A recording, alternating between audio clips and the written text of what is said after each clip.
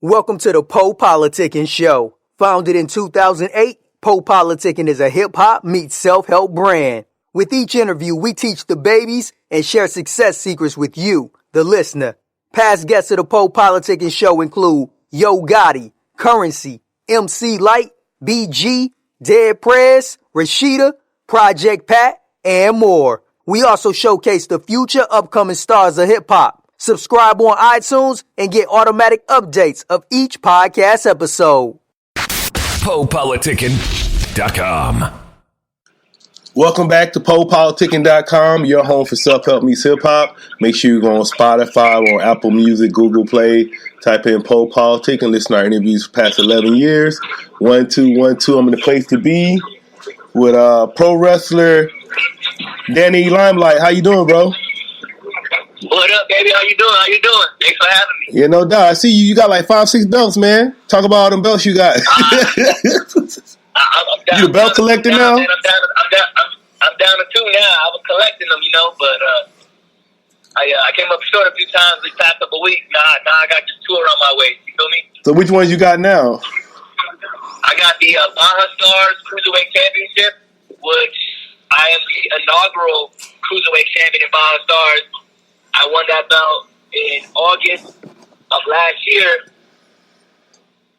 So I've been that champion now going on 301 days today that I've been champ as Baja Stars Cruiserweight Champion. And then I am the Fifth Combat Heavyweight Champion. And I've been the Fifth Combat Heavyweight Champion since December 20th. And that's going on 177 days now, champ there. All right. And then how long did you have the belt? What was the belt you said you just lost? What belt was that? I was the Gold Coast Federation SoCal champion, the inaugural Gold Coast Federation SoCal champion, and I was champion for 280 days before I lost it. My boy was asking me a question because he's a wrestling fan too. So he was saying, like, I guess, like, far as like indie promotions, like, how did they end up saying like who's going to have the belt and stuff like that? Is it kind of just the same as the big wrestling federations? Yeah, I would say it's the same as the big federations. It's based off who's the most over guy, who's the draw, who's this, who's that, who's the better wrestler. Obviously, you go into this to compete. You want to win. You want to be champion. The goal is always to be on top. The goal is to always be champion. Nobody just wants to get there and do the bare minimum. You feel me? So these companies, I was actually at the first ever Baja Star show 3 years ago. And I've been with them from day one, and finally had an opportunity. They brought a new championship into the picture that was for my weight division, cruiserweight, and it was a fatal 4-way match. It was me, Matt Vandegrift, Rocket Boy Wilson, and Adrian Quest, who's also on fire right now. And we had a fatal 4-way for the championship, and I walked out the winner. And I've been holding it down, and me as a champion, what I do differently than a lot of these other guys is, if I'm a champion at a company, no matter what show I go to, I'm representing the company as a champion. So I'm defending the championship at other companies. I'm bringing the companies across the states. I'm bringing the championship, the company on my back to Mexico, all these places I wrestle at. And I'm the flag bearer for whatever company I'm the champion at. And that's what I do, man. I bring the belt there, I defend it against whoever that company has, and go from there. Yeah, and I want to talk about your background a little bit because I saw you. They say you're from Brooklyn, and then you was in the Marines. I was in the Marines too, so simplify. Oh, that's what's up. Yeah, man. I was born and raised in Brooklyn, New York. South Second and Havemeyer and Williamsburg by the J train. I left when I was 17 years old. I joined the Marine Corps. I've been in the Marine Corps 10 years almost. It'll be 10 years in October, but I'm getting out right now. In the next couple weeks, I'll be out. I'm ready to go on to do this wrestling stuff and this acting stuff that I've been doing full time. Because aside from wrestling, I do acting and I do my own stunts. So trying to pursue that 100%, get that 100% of my attention. And the Marine Corps set me up on a path where it brought me to California to put me in the right place. I had money in my pocket because of the military, and I was able to put myself in a position where I am now, where I can get out and be able to chase and pursue all these other things that I want. So that's pretty much it, man. I've been wrestling. I started wrestling in 2014, and the rest is history, bro. Yeah, where you stationed at right now? Because I'm actually in Oceanside, right by the back gate. Really, I'm stationed on Pendleton. Okay, yeah, I'm right by the back gate by Popeyes and shit. Oh, I used to live over there. Matter of fact, I got a condo in that area. Yeah, I got a condo over here. That's where I'm living right now. That's crazy. I'm surprised I don't even know you. That's For real, what's for up. real. I got a condo in Riverview, right up Riverview Way by the Carl Jr. Yeah, I know where that's at. Yep. Yeah, I just I bought that condo earlier this year, and I got a tenant living in there. So I got a tenant living there, and I just bought another house right now up in Palmdale, which I'm coming from right now. It's actually up here looking at the house and stuff. What's up? So talk about how long you been in pro wrestling, and what got you what made you want to be a wrestler? So I started wrestling in 2014. I went to a wrestling show, a WWE show, WWE at the Valley View Casino in San Diego. Mm-hmm. I went there like a date night type thing with my girl, my wife at the time, my ex-wife, and we went to go watch wrestling. I ran into a Marine buddy of mine who was actually Q Diz's partner. I know you said you talked to Q Diz recently, Joe Gamble.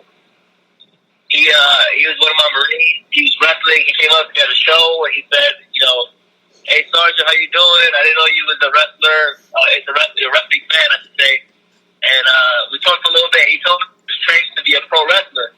And to me, that just sounded funny, because as dudes growing up, in the 90s and stuff, everybody wanted to be a wrestler, Everybody wanted to be The Rock. Everybody wanted to be Stone Cold Steve Austin or, part of DX. I used to go around talking about these stuck in and shit, Yeah. And so when somebody told me that they were trying to train to be a wrestler, I thought it was funny. It was like one of those dreams that you don't really know how to do. How do you become a pro wrestler? At the time, I didn't know what independent wrestling was.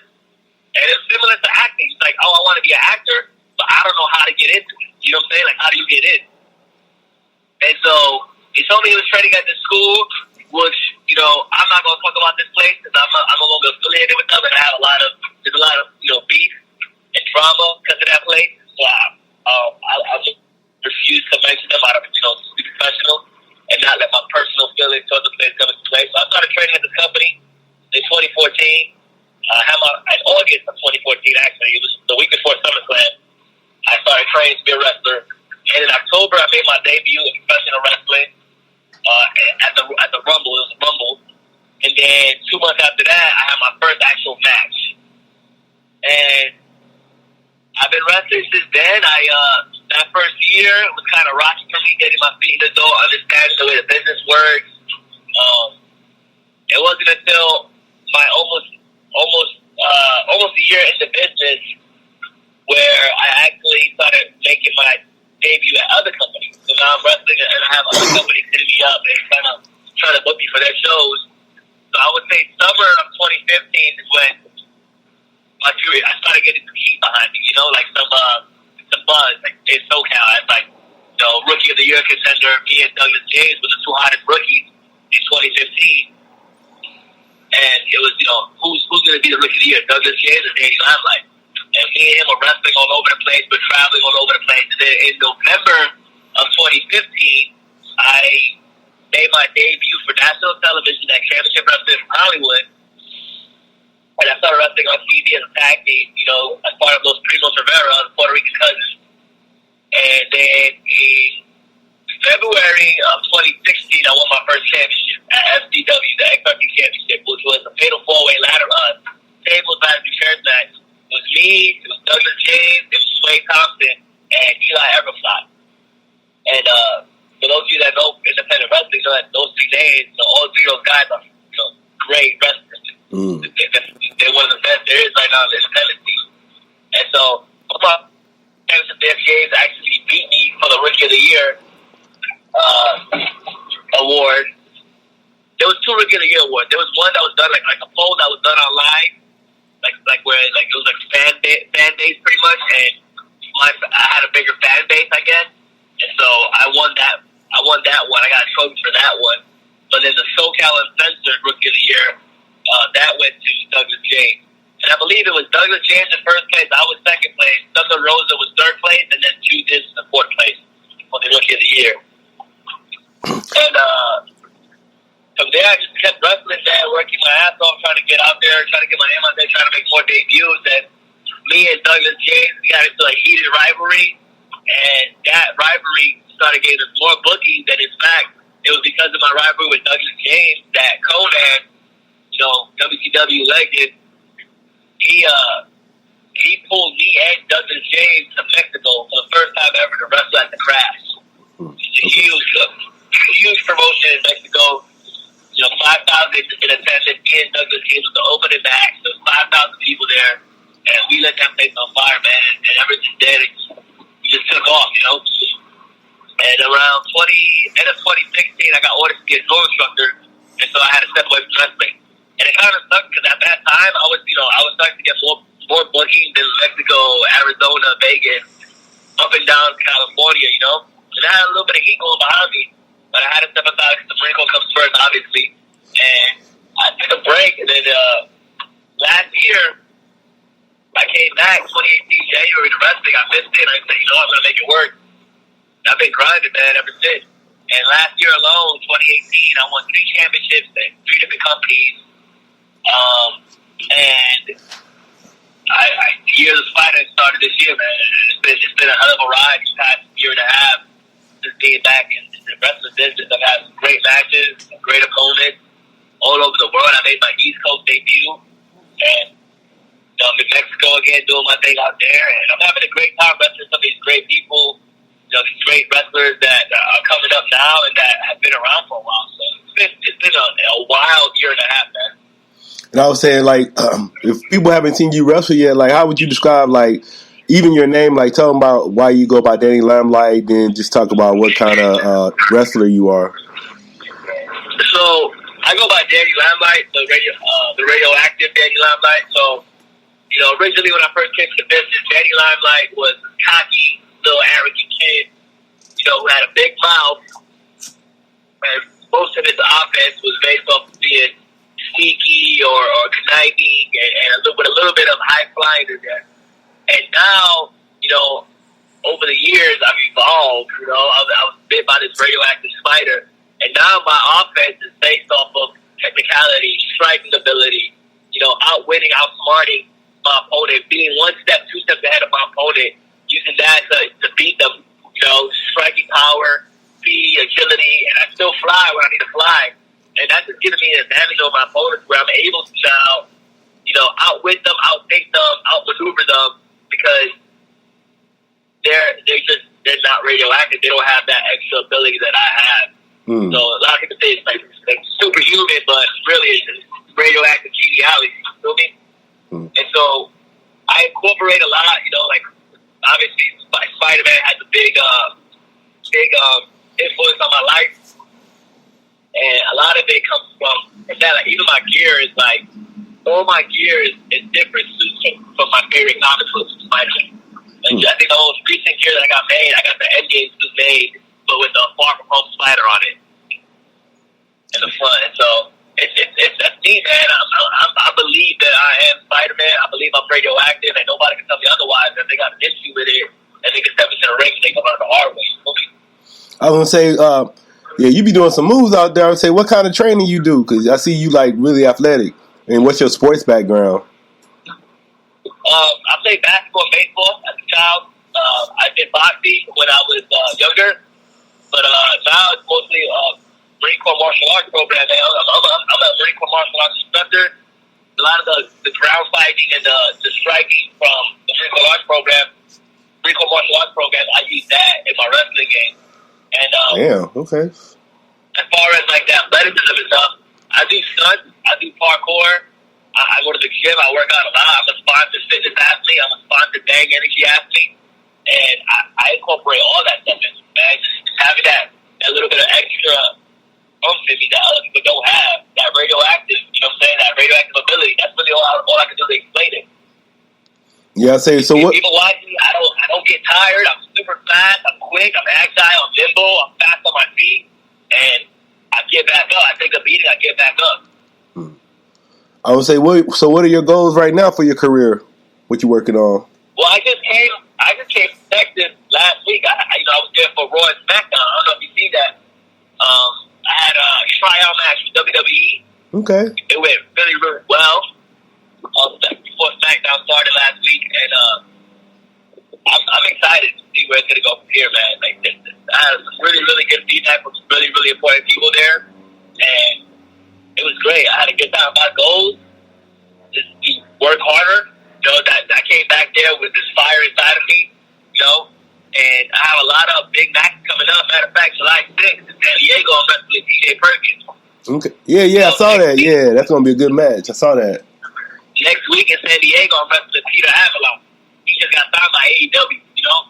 Last month, I was wrestling a bunch of other guys. In April, I was wrestling Pentagon Jr., you know, like all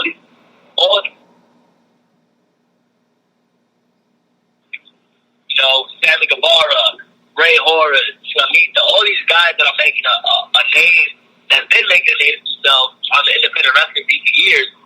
I'm in the ring with them now. I'm earning my place to be in the ring with the guys. And my goal is just step in the ring with them, show the world that I belong there, and just continue to work, continue to defend my championships, win more championships, and travel the world, get as much experience as possible to get to where I want to be. What advice would you give to anybody listening, one that want to be a wrestler? The only advice I can give them is follow your heart, be true to who you are. There's a lot of things that come into being a wrestler, a lot of sacrifices that have to be made, but I will always say be true to who you are, know who you are, and don't let, you know, other people stop you from chasing your dreams. Your friends, family, they may laugh at the thought of it, and that's cool. If this is what you want to do, be true to that. Don't be afraid to get out there and promote yourself. Don't be afraid to set yourself apart from everybody else who's not where you want to be. I've burned a lot of bridges in wrestling. You know, I've made a lot of friends, made a lot of enemies, whatever the case may be. I stay true to who I am. I've never changed. I never will change. And I'll continue to work my ass off. If you're going to come into this business, you know, make sure you get trained by the right people, and make sure you stay consistent with that. Make sure you're promoting yourself. You're being professional, and just work. Work. Don't talk. You know, I had a big mouth when I first started. Now I just get my ring ability to talk for me. I would say, what kind of sacrifices you got to make? You was talking about sacrifices. Long drives, you know, like gas mileage on your car breaking down, still trying to find a way to a show, pushing through injuries. My daughter's first birthday, I had a wrestling show. And it was the same day as her birthday party. And it's my daughter's my only child at the time, you know, and it's her first birthday. I want to be there, but I have a wrestling show and I can't cancel. So it's like, okay, I show up to my daughter's party, and then like an hour and a half into the party, I gotta go. I gotta go drive this wrestling show now. Her first Halloween, her first Halloween was actually big enough to like dress in a costume. So I get called the day before Halloween. They need me to go be, you know, part of this 6-man ladder match for championship. Sorry, baby, I missed your costume. It's good. You know, daddy got to go wrestle. And I'm missing Halloween now. It's just a lot, you know. It's a lot of weekends where I'm away from my daughter. I'm driving far, jumping on planes, flying across the country, flying, you know, wherever to go rest, losing money, making more money, losing more money, non-stop sacrifices, putting your body through all these bumps, taking all these strikes, taking all these slams, and you feel it, you know. You were saying you acting? Are you already in shows and stuff? Acting, yes. So I've been acting for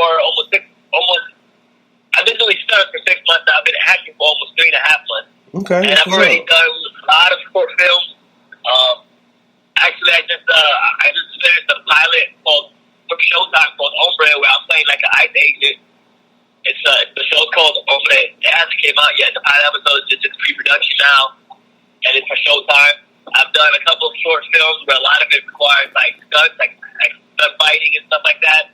And I actually just wrote my second short film. This one actually had really good reviews. It's called The Homeless Man, and it's actually IMDb approved. It's on IMDb. It's been getting a lot of reviews, a lot of high star ratings, where I play a homeless veteran.